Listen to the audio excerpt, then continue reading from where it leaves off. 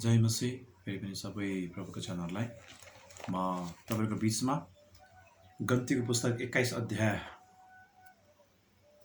जो 1बाट 9सम्म छ, म त्यो तपाईँको बिचमा छलफलको रूपमा अगाडि ल्याउन चाहन्छु। यहाँनिर चाहिँ काँसोको सर्प भन्ने एउटा शीर्षकमा एउटा घटना हामी पाउँदछौँ। त्यहाँ चाहिँ त्यो घटना हामी के देख्छौँ भने नेगेभ इजरायलीहरू चाहिँ मिश्र देशबाट आउँदै गर्दा, कनान देशको यात्राको लागि आउँदै गर्दा बिच बाटोमा उनीहरूलाई परेको एउटा समस्या देख्छौँ। उनीहरू नेगेभमा बस्ने आरादका कनानी राजाले इजरायलीहरूमा अटारिमको बाटो आउँदै गर्दा आफ्नो आउँदैछ भन्ने जब त्यो राजाले चाल पाए, तब उनले इजरायलीहरूसँग लडाइँ गरे बाटो छेकेर, र तिनीहरूका कतिजनालाई कैदमा हालेर कैद गरेर लगे। मतलब इजरायलीहरू कतिजनालाई कैद गरेर लग्यो। इजरायलीहरू मिश्रबाट कनानमा आउँदै थियो। ती कनानीहरूले बाटोमा उनीहरू थिए। त्यो राजाले, त्यो नेगेभको राजाले चाहिँ बाटो छेकेर इजरायलीलाई आक्रमण गर्यो र तिनीहरूलाई कैद गरेर लगेको कुरा हामी पाउँदछौँ। त्यसपछि इजरायलीहरूले परमप्रभुलाई भाकल गरे, यदि तपाईँले यी मानिसहरूलाई हाम्रो हातमा सुम्पिदिनु भयो भने हामी उनीहरूको सहरलाई बिल्कुलै नाश गर्नेछौँ भनेर तिनीहरूले प्रभुसँग बिन्ती गर्न लाग्यो। त्यसपछि हामी पाउँदछौँ इजरायलीहरूको बिन्ती प्रभुले सुन्नुभयो अनि इजरायलीहरू उनीहरूलाई आक्रमण गरे, नभन्दै बिल्कुलै नष्ट गरिदिए र उनीहरूको मान्छेहरू पनि छुट्याएर ल्याए, त्यहाँ सहरलाई पनि नाश गरिदियो। अनि यहाँनिर पाउँदछौँ यसकारण त्यस ठाउँको नाम चाहिँ होरमा राखियो। 4 पदमा पाउँदछौँ, तिनीहरू एदोम देशलाई फेरो मारेर जान भनी होर पर्वतबाट लाल समुद्रको बाटो भएर गए, तर यात्राको कारण मानिसहरू साह्रै अधीर बने, एकदमै थाक्यो यात्राको कारणले गर्दा। तब तिनीहरूले परमेश्वर र मोसाको विरुद्धमा यसो भन्न लागे, यस उजाड स्थानमा मर्नलाई हामीलाई तपाईँहरूले किन मिश्र देशबाट ल्याउनु भयो? यहाँ रोटी पनि छैन, यहाँ पानी पनि छैन। यस तुच्छ खानेकुरादेखि त हामीलाई वाक्कै लागिसक्यो। त परमप्रभु ती मानिसहरूको बिचमा विषालु सर्पहरू पठाउनु भयो र सर्पले मानिसहरूलाई डसे र इजरायलीहरूका धेरैजना मरे। अनि मोसा कहाँ आएर मानिसहरूले भने, परमप्रभु तपाईँको विरुद्धमा बोलेर हामीले पाप गरेका छौँ, हामीले हामीबाट यी सर्पहरू हटाइदेऊन् भनी परमप्रभुलाई प्रार्थना गर्नुहोस् भनेर मानिसहरू मोसा कहाँ गए। त्यसपछि मोसाले प्रार्थना गरे, हामी पाउँदछौँ। तब परमेश्वरले उत्तर दिनुभयो के भने, तैँले विषालु सर्पको एउटा प्रतिमा बनाएर त्यसलाई एउटा खम्बामा झुन्ड्याउनु, एउटा काठको खम्बामा, अनि र त्यो खम्बामा चाहिँ पित्तलको साँप चाहिँ झुन्ड्याउनु। अनि 9 तब मोसाले एउटा काँसोको सर्प बनाएर त्यसलाई एउटा खम्बामा झुन्ड्याए। सर्पले डसेका सबैले काँसोको सर्पलाई हेरेपछि बाँचे। यो हामी एउटा अचम्मको घटना हामी देख्दछौँ, जहाँ मोसा र इजरायलीहरूले मोसा र परमेश्वरको विरुद्धमा गनगन गरे। गनगन यही थियो कि उनीहरू लडाइँमा गएर आए, उनीहरू चाहिँ थाके, भोक थियो। उनीहरू भोक लागेको बेलामा, एकदम तिर्खा लागेको बेलामा एकदमै रिस आए। कतिपटक हामी पनि धेरै भोकाएको बेलामा हामी धेरै रिस उठ्छ अनि एकदमै रिस आउँछ। अनि त्यसो गर्दाखेरि यहाँनिर पनि तिनीहरू भोकाएको थियो र यहाँनिर भन्दछ तिनीहरूले हामीलाई न रोटी छ, यहाँ न हामीलाई खानेकुरा छ। यसो गर्दाखेरि हामीले कस्तो सधैँ एउटै खानेकुरा, सधैँ मन्ना समथिङ, यहाँ मन्ना भनेको छैन, एउटै खानेकुरा हामीलाई वाक्कै लागिसक्यो। अनि यहाँनिर चाहिँ तिनीहरूले परमेश्वरको विरुद्धमा र प्रभुको जनको विरुद्धमा गनगन गर्दै गर्दा प्रभुले यहाँ भन्दछ, परमप्रभुले ती मानिसहरूको बिचमा विषालु सर्पहरू पठाउनु भयो, विषालु साँपहरू पठाउनु भयो र त्यहाँ धेरै इजरायलीहरू डसे र धेरैजना मरे, अझै मर्दै पनि थिए। त्यसपछि हतार तिनीहरू चाहिँ मोसा कहाँ आएर उनीहरूले बिन्ती गर्दछ, प्लिज कृपा गरी प्रार्थना गरिदिनुहोस् कि यहाँ मानिसहरू सर्पले डसेर मरिरहेका छन्। अनि मोसाले प्रार्थना गरे प्रभुसँग। अन्त परमेश्वरले उत्तर दिनुभयो। के भनेर दिनुभयो भने, अब तैँले विषालु सर्पको एउटा प्रतिमा बनाउनु, एउटा विषालु सर्प जस्तै एउटा बनाउनु र त्यो खम्बामा झुन्ड्याउनु त्यो सर्पलाई चाहिँ, र जसलाई डसेको छ तिनीहरूले त्यो सर्पलाई त्यो झुन्डिएको त्यो सर्पलाई हेरेपछि तिनीहरू चाहिँ बाँच्नेछन्। त मोसाले एउटा काँसोको सर्प बनाएर त्यसलाई एउटा खम्बामा झुन्ड्याए। सर्पले डसेका सबैले काँसोको सर्पलाई हेरेपछि बाँचे। यहाँ काँसको भनेछ है, काँसको सर्पलाई उनीहरूले हेरे अनि उनीहरू बाँचे। यो अचम्मको कुरा छ। अब काँसोको सर्पलाई हेरे अनि त्यो काठमा झुन्डिएको काँसको सर्पलाई हेरे अनि उनीहरू बाँचे भनेर भन्दै गर्दा यो काठ क्रसको रूपमा बनाएको काठ जहाँनिर चाहिँ सर्प झुन्ड्याएको थियो। अनि त्यसले गर्दा यहाँनिर भन्छ त्यो सर्पले डसेकोहरू मरिसके, त्यो मर्न बाँकी मर्दै गरेकाहरू, सर्पले डसेका मर्दै गरेकाहरू चाहिँ जसले काँसोको सर्पलाई हेरे तिनीहरू बाँचे। मैले यहाँ धेरैजनाको बाटा वचन सुनेको छु, मैले पनि यो धेरै पटक पढेको छु, वर्षौँ भयो। तर यो काँसोको सर्पलाई हेर्दै गर्दा, त्यो काठमा झुन्डिएको काँसोको सर्पलाई हेर्दै गर्दा बाँचे।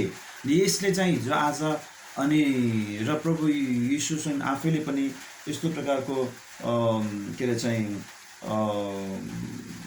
उदाहरण दिएको हामी पाउँदछौँ कि साँच्चै नै त्यो काँसोको सर्पलाई हेर्ने चाहिँ बाँचे। अनि अहिले हामी भन्ने गर्छौँ काँसोको सर्प चाहिँ त्यो जो काठमा झुन्डिएको काठको सर्प चाहिँ येशूको प्रतिरूप हो। अहिले क्रुसमा झुन्डिएको येशूलाई हेऱ्यो भने जसले उहाँलाई विश्वास गर्छ तिनीहरू बाँच्छन् भनेर अनि हामी त्यसरी चाहिँ बुझ्दछौँ। हामी त्यसरी चाहिँ वक्ताहरूले खुलाएको म देख्दछु र म पनि त्यही बुझ्छु, त्यही विश्वास गर्छु। यसले भन्न खोजेको त्यो बेलामा चाहिँ पनि त्यो काठ त्यो जो चाहिँ येशू ख्रीष्ट रहेछ भनेर हामी यस्तो प्रकारले चाहिँ लिन्थेँ। तर मैले विगत केही दिनमा कतिजना वक्ताहरूले युट्युबमा यस्तो वचन दिइरहेको काँसोको सर्पलाई हेर्दै गर्दा बाँचे, हामी आज येशूलाई हेऱ्यो भने बाँच्छौँ अनि भन्दै गर्दा मलाई अलिकति मेरो मनमा खड्केको कुरा चाहिँ के हो भने काँसोको सर्प चाहिँ के येशू ख्रीष्ट हो र? मलाई यो क्वेसन आयो है, मेरो मनमा यो आयो। त्यसो गर्दा के काँसोको सर्पलाई हेर्दा बाँच्ने अनि त्यसपछि त्यो क्रुसमा झुन्डिएको के अरे त्यो काठमा झुन्डिएको त्यो सर्पलाई देख्दाखेरि बाँच्ने? अनि यो चाहिँ अलिकति कता बाइबलमा चाहिँ सर्पलाई येशूसँग कसरी तुलना गर्ने? अनि मैले उत्पत्तिको पुस्तक 3 अध्यायको 15 पदमा हेरेँ, त्यहाँनिर चाहिँ भन्दछ तैँले स्त्रीको सन्तान र तँ बीच दुश्मनी हालिदिन्छु, स्त्रीको सन्तानले तेरो शिर कुच्याउनेछ, तैँले चाहिँ स्त्रीको सन्तानको कुर्कुच्चो डस्नेछस्। अनि यहाँनिर चाहिँ शैतानलाई चाहिँ सर्पसँग कम्पेयर गरेको छ। अनि त्यहाँ चाहिँ तर प्रभु यीशुसँग यहाँ कम्पेयर गरेको अहिलेको वक्ताहरूले म देख्छु। त्यसो गर्दाखेरि म आफै पनि कतिपटक त्यस्तो प्रकारको फिलिङ्स अनि त्यसपछि म आफैले मेरो आत्माले होइन यो भन्ने गर्छ। तर मैले कतिपटक यो नबुझेर अब मैले त्यो क्रुसमा त्यो काठको क्रुसमा झुन्डिएको काँसोको सर्पलाई हेरे जस्तै येशूलाई हेऱ्यो भने हामी बाँच्छौँ, म यसरी नै प्रचार गर्ने गर्थेँ। तर यो आत्माले चाहिँ भित्रबाट यो होइन, यो कता यो गलत भइरहेछ, रङ प्रचार भइरहेछ। मलाई यो आत्माले यो भन्यो।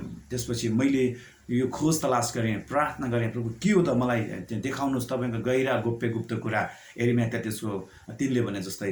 अनि मैले यहाँबाट केही दिन अगाडि यो आशिष पाएँ कि यो काँसोको सर्प चाहिँ येशू होइन, काँसोको सर्प येशू हुँदै होइन। तर किन बाँचे त? यसले के हो त?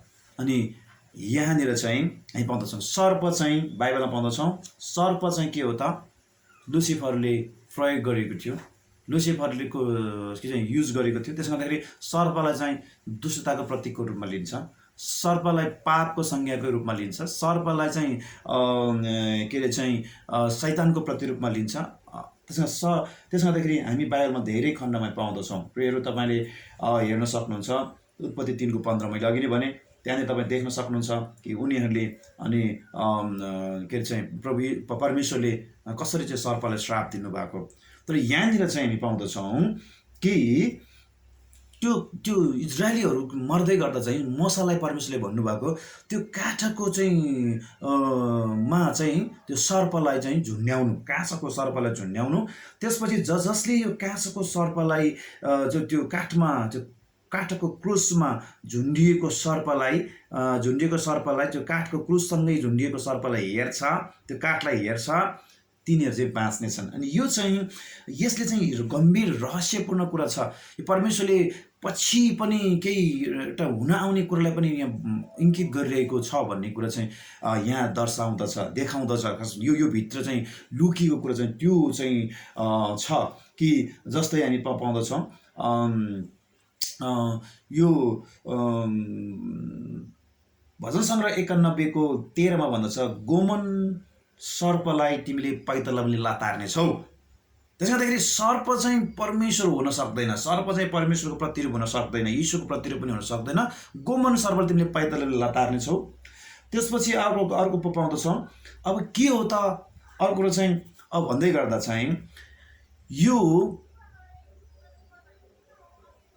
क्रुस, काठको क्रुस चाहिँ यीशु ख्रीष्टको प्रेमको, परमेश्वरको प्रेमको सङ्केत हो भन्ने कुरो मैले यहाँ देख्दछु, बुझ्दछु। र काठको क्रुसमा झुन्डिएको साँप चाहिँ त्यो तपाईँ मेरो पाप, तपाईँ मेरो गनगन गर्ने, तपाईँ मेरो गनगन गर्ने, तपाईँ मेरो त्यो एकदमै हुन्छ नि त्यो असन्तुष्टता त्यसपछि जाहेर गर्ने त्यो जिब्रोबाट बोलिएको पापहरू चाहिँ त्यो साँप हो भनेर मेरो आत्माले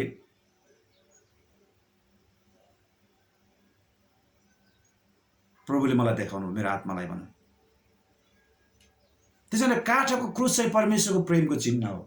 तपाईँले हेर्न सक्नुहुन्छ कोरिन्थीको पुस्तकमा 1 कोरिन्थी 1:18 भन्छ, क्रुस चाहिँ मूर्ख के अरे चाहिँ नबुझ्नेहरूको लागि मूर्खता हो, तर क्रुस चाहिँ उद्धार पाएकाहरूको लागि त मुक्तिको बाटो हो अथवा प्रेमको सङ्केत हो। त्यसले गर्दाखेरि कि ती इजरायलीहरूले त्यो उनीहरूको जिब्रोबाट पाप गरे, गनगन गरे, उनीहरूले विष बमन गरे, परमेश्वरको विरुद्धमा र मूसाको विरुद्धमा विष बमन गरे। यो चाहिँ उनीहरूको पाप हो। तर जब उनीहरूले काठको क्रुसमा झुन्डिएको साँपलाई हेरे, तिनीहरू बाँचे। यसको अर्थ चाहिँ काठ चाहिँ परमेश्वरको क्रुस चाहिँ प्रभु येशू ख्रीष्टको प्रेमको चिन्ह हो कि मानिस जातिलाई बचाउनका लागि उहाँ क्रुसमा कष्ट भोग्न आउनुहुनेछ। त्यो उहाँको प्रेमको सङ्केत हो। आफ्नो एकलौटे पुत्र उहाँले पठाउनु हुने र मानिसलाई बाँच्ने र बचाउने कुरा हामी देख्दछौँ। झुन्डिएको साँप चाहिँ मानिसहरूको पाप हो, मानिसहरूको अधर्मीपना हो, मानिसहरूको अपराध हो झुन्डिएको क्रुस चाहिँ। किनकि यहाँ भन्दछ, तपाईँले हेर्नु भने हितोपदेशमा 10:19 पाउँछौँ, गनगन बढी बोल्नेलाई पापको अभाव हुँदैन, गनगन गर्ने र बढी बोल्नेलाई पापको अभाव हुँदैन भनेर हितोपदेश 10:19 भन्दछ।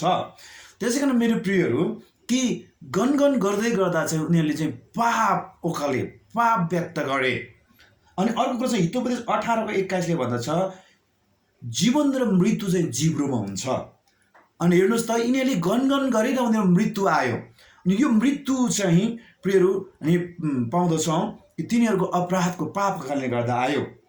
त्यसै कारणले गर्दाखेरि अर्को कुरा हामी पाउँदछौँ, प्रिय तपाईँले हेर्न सक्नुहुन्छ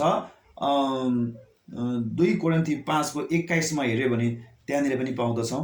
2 कोरिन्थी 5:21 तपाईँले त्यहाँ पाउनुहुन्छ। 2 कोरिन्थी 5:21 के लेखेको छ भनेर चाहिँ त्यहाँ पाउन सक्नुहुन्छ कि 2 कोरिन्थी 5:21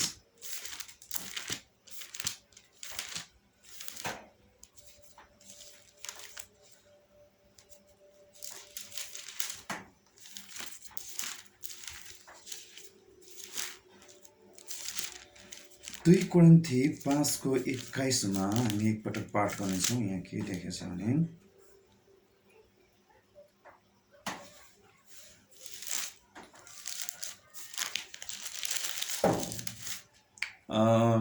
किनकि हामी उहाँमा परमेश्वरको धार्मिकता बन्न सकौँ भनेर पाप नचिन्नेलाई परमेश्वरले हाम्रा खातिर पाप बनाउनु भयो। प्रियहरू, क्रुस चाहिँ परमेश्वरको प्रेमको चिन्ह हो। सर्प चाहिँ मानिसहरूको पाप हो। क्रुसमा पाप टाँगियो अनि त्यो जसले येशूलाई, त्यो क्रुसलाई हेर्छ, त्यो साँपलाई हेर्छ, तिनीहरू बाँच्छ। यसको अर्थ मानिसहरूले आफ्नो पापलाई स्वीकार्नु पर्यो। मेरो पाप, मैले यो पाप गरेँ प्रभु हो, मैले गल्ती गरेँ, यो म अपराध गरेँ। जसले पश्चाताप गर्छ, आफ्नो पापहरू क्रुसको फेदीमा लान्छ, क्रुसमा आफ्नो पापहरू लान्छ नि, प्रभु येशूको सामुन्ने, प्रभुको प्रेमको सामुन्ने आफूलाई विनम्र पार्दछ नि, तिनीहरू चाहिँ बाँच्ने छन्। यसले भन्न खोजेको चाहिँ कि इजरायलीहरूले के गर्यो, झुन्डिएको काँसको सर्पलाई हेरे, किनकि उनीहरूको जिब्रोबाट चाहिँ साँपको जस्तै विष ओगल्दैको थियो। याकुब 3:8 तपाईँले हेर्नुभयो भने पाउँछौँ बाइबलमा, के अरे चाहिँ याकुबको पुस्तक 3:8 त्यहाँनिर पाउँदछौँ। 3:8 हेर्नुहोस् त के पाउँछौँ भने, तर जिब्रोलाई कुनै मानिसले तहलाउन सक्दैन, घातक विषले भरिएको यो चञ्चल दुष्ट हो। त्यसै कारण यो जिब्रो चाहिँ घातक विषले भरिएको सर्प हो, एक प्रकारको साँप नै हो त्यो। त्यसै कारणले गर्दाखेरि तिनीहरूले आफ्नो पापलाई क्रुसमा झुन्ड्याए। उनीहरूले आफ्नो पापलाई त्यहाँ चाहिँ रियलाइज गरे, क्रुसमा झुन्ड्याउने गर्दा महसुस गरे। हिब्रू 28:13 भन्छ, आफ्नो पापहरू लुकाउनेको उन्नति हुँदैन। त्यसै कारण इजरायलीहरूले आफ्नो पाप चाहिँ रियलाइज गर्यो, महसुस गरेको कुरा हामी पाउँदछौँ। हामीले गल्ती गऱ्यौँ, क्षमा गर्नुहोस्, कि हामीले बिख ओकल्यौँ, हामीले चाहिँ के गोमन साँपको जस्तो व्यवहार हामीले गऱ्यौँ, प्रभुलाई आफ्नो दासलाई डस्यौँ। त्यसै गर्दाखेरि हामी यो पाप चाहिँ क्रुसमा टाँग्दछौँ, यो पाप चाहिँ हामी महसुस गर्दछौँ, पश्चाताप गर्दछौँ। अब हामी यो पाप त्याग्दछौँ, यो पापलाई मार्दछौँ अनि क्रुसमा टाँग्दछौँ। उनीहरूले यसरी चाहिँ उनीहरूले रियलाइज गरे नि उनीहरू बाँचे। क्रुस चाहिँ, काठको क्रुस चाहिँ परमेश्वरको प्रेमको सन्देश हो। हामी यहाँनिर चाहिँ 1 कोरिन्थी 1:18 पाउँदछौँ भने यो यो यो यो झुन्डिएको साँप चाहिँ यो चाहिँ एकदम के हो त, डेन्जर विष उकाल्ने एकदमै ठुलो विषालु साँप जस्तै हो यो हाम्रो जिब्रो चाहिँ। त्यसै गर्दाखेरि यो पाप हो, यो पापलाई चाहिँ क्रुसमा टाँगिएको येशू ख्रीष्ट यो पाप बोकेर मर्नु भएको कुरा। अनि जसले येशूलाई हेर्छ, जसले त्यो पापलाई रियलाइज गर्छ, महसुस गर्छ, तिनीहरू चाहिँ बाँच्ने छन्। त्यसै गर्दा प्रियहरू, यो हामीले चाहिँ साँपलाई हेरेको, साँपलाई पुजेको होइन, तर हामीले क्रुसको त्यो प्रेमिलो परमेश्वरको प्रेमलाई हेरेको अनि आफ्नो पाप चाहिँ प्रभुको सामुन्ने आफूलाई राखिदिएको, हाम्रो पापलाई मारिदिएको, हामीले क्रुसमा झुन्ड्याइदिएको अनि अब हामीले त्यो नगर्ने प्रण गरेको, पश्चाताप गरेको, यसले चाहिँ बाँचेको कुरा पाउँदछौँ। यसले चाहिँ बाँचेको कुरा हामी देख्दछौँ। त्यसै गर्दाखेरि के त भने 2 इतिहास 7:14 हेऱ्यो भने पाउँदछौँ, यदि मेरो आफ्नै नाउँ दिएको मेरो प्रजाले आफ्नो पाप स्वीकार्छ र त्यो त्याग्छ भने म त्यसलाई फेरि निको पार्नेछु र त्यसलाई फेरि सुस्वास्थ्य पार्नेछु। त्यसै गर्दाखेरि यहाँ इजरायलीहरूले उनी जसले क्रुसलाई हेरे, त्यो काठलाई हेरे, तिनीहरू बाँचे। आज पनि अब चाहिँ के त वास्तविकतामा छ। त्यो बेला मैले नबुझी गरेँ मसाले भने, तर अब चाहिँ क्रुस चाहिँ येशू हो। तर हामीले आफ्नो पाप चाहिँ क्रुसमा राख्नुपर्छ। बितेका गरेका सबै अधर्मलाई क्रुसमा टाँगेर येशू ख्रीष्टको चरणमा राखिदिएर उहाँको रगतले हामी धोइएर अब हामी बाँचेका व्यक्तिहरू हौँ, अब हामी निष्कलङ्क व्यक्तिहरू हौँ। त्यसै गर्दा क्रुसमा झुन्डिएको चाहिँ त्यो काँसोको साँपलाई हेरेर इजरायली बाँच्नुको अर्थ चाहिँ प्रियहरू, आज पनि हामी येशूलाई चाहिँ साँपसँग तुलना गरे होइन। त्यो साँप चाहिँ पाप हो, हाम्रो अधर्म हो, क्रुसमा टाँगिनुपर्छ। त्यो क्रुस चाहिँ परमेश्वरको प्रेमको चिन्ह हो। येशू ख्रीष्ट त्यो परमेश्वरको प्रेम स्वरूप आउनुभयो धरतीमा। त्यसै गर्दाखेरि प्रियहरू, हाम्रो पाप बोकेर येशू क्रुसमा मर्नुभयो हो, मेरो पाप बोकेर मर्नुभएको हो भनेर यसलाई अब हेर्छौँ भने बल्ल हामी बाँच्दछौँ प्रियहरू, येशू ख्रीष्ट। त्यसै गर्दाखेरि प्रियहरू, त्यो काँसोको साँप चाहिँ हाम्रो पाप हो, इजरायलीहरूको पाप हो। काँसोको साँप चाहिँ तिनीहरूको विषालु र गनगनपूर्ण बोली हो। याकुब 3:8 भन्दछ। म यही अनुरोध गर्न चाहन्छु, आजको दिन मैले जानेको, मलाई प्रकाश पाएको वचन मैले तपाईँलाई सेयर गरेँ। यो मैले अहिलेसम्म सुनेको थिएन, तर मैले अहिलेसम्म के अरे चाहिँ मैले चित्त बुझ्दो प्रकारले बुझेको थिएन। प्रभुले मलाई देखाउनु भयो। म यो कुरा, यो वचन सुन्दै गर्दा, यो वचन मैले आफैले मनन गर्दै गर्दा म एकदमै आशिष लाग्यो। त्यसमा मैले तपाईँलाई राखेँ। प्रियहरू, मैले यो के अरे चाहिँ पाएको प्रकाश पूर्ण वचन तपाईँहरूलाई कतिपटक चाहिँ होइन यो पनि हुनसक्छ भन्ने लाग्छ भने तपाईँले कमेन्ट पनि राख्न सक्नुहुन्छ। तर म फेरि पनि भन्न चाहन्छु, यो वचन परमेश्वरले तपाईँ र मेरो लागि दिनुभएको छ। यसरी म यसरी बुझाउँ, काँसोको साँपलाई हेर्दै गर्दा बाँचे, यसरी नलिउँ कि साँप चाहिँ परमेश्वर हो कि साँप चाहिँ यीशु ख्रीष्ट हो त। यो प्रकारको भ्रमपूर्ण व्यवहार चाहिँ नगरौँ कि क्रुस र साँप चाहिँ फरक हो। त्यसले गर्दाखेरि क्रुसले यीशु ख्रीष्टलाई जनाउँछ, साँपले हाम्रो पापलाई जनाउँछ। इजरायलहरूको पाप त्यो गनगनी जिब्रोको पाप थियो, त्यो चाहिँ गोमन साँपको बिखभन्दा बिखालु भनेर याकुब 3:8 भन्दछ। त्यसै गर्दाखेरि हामी यसरी बाइबलले हामीले छर्लङ्ग पारेको छ, यो स्पष्टसँग बुझौँ। म फेरि पनि अनुरोध गर्न चाहन्छु, प्रभु यीशुलाई हेरौँ, राम्रो पाप उहाँमा चाहिँ के चाहिँ उहाँलाई दिउँ। उहाँको हाम्रो पाप बोकेर उहाँ क्रुसमा मर्नुभएको छ, अब उहाँलाई हेरेर बाँच्ने छन्।